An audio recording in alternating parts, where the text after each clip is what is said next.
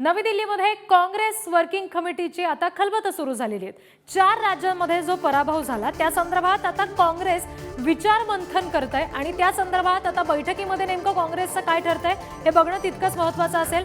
4 राज्यांमध्ये जो पराभव झाला, सपाटून मार खाल्ला काँग्रेसनं, त्या संदर्भात हे सगळं विचार मंथन सुरू आहे आणि लोकसभेसाठी विशेषतः आता काँग्रेस नेमकी कोणती रणनीती आखतंय हे बघणं सुद्धा तितकंच महत्त्वाचं असणार आहे। आजच्या बैठकीमध्ये नेमकं काय घडतंय हे बघावं लागेल। शिवाजी काळे यांच्याकडून आणखी अपडेट्स घेऊयात। शिवाजी, काय नेमकं आजच्या बैठकीचं वैशिष्ट्य असेल, कुठल्या मुख्य मुद्द्यांवर याच्यामध्ये विचार मंथन होईल?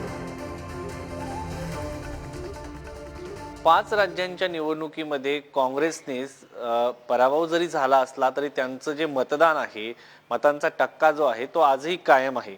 मात्र समोरच्या पक्षांचं जे मतांचं विभाजन असतं ते झालेलं नाहीये असा निष्कर्ष काही काँग्रेसच्या नेत्यांनी काढला आणि त्यामुळं आता आगामी निवडणुका लढताना वोट ऑफ डिव्हिजन कशा पद्धतीने टाळता येईल या संदर्भात चर्चा होण्याची शक्यता आहे। त्याचबरोबर केंद्राचा राज्यातील नेत्यांवरती वचक असणं गरजेचं आहे, हा एक माहिती समोर येताना पाहायला मिळते। दुसरीकडे काल परवा झालेल्या इंडिया आघाडीच्या बैठकीमध्ये मल्लिकार्जुन खरगे यांचं पंतप्रधान पदाचा चेहरा म्हणून नाव पुढे करण्यात आलेलं आहे। इतर सर्व जे घटक पक्ष आहेत त्यांच्याकडनं त्यावरती देखील चर्चा होण्याची शक्यता आहे। मात्र आगामी 2024च्या लोकसभा निवडणुकीमध्ये साधारण 200च्या आसपास जागा अशा आहेत की ज्या ठिकाणी भाजप विरुद्ध थेट काँग्रेस सामना असा होणार आहे आणि आम आदमी पक्षाच्या बैठकी दरम्यान एकंदरीत काय घडते याचे अपडेट्स आणखी तुमच्याकडून घेऊच। तुर्तास धन्यवाद दिलेल्या माहितीसाठी।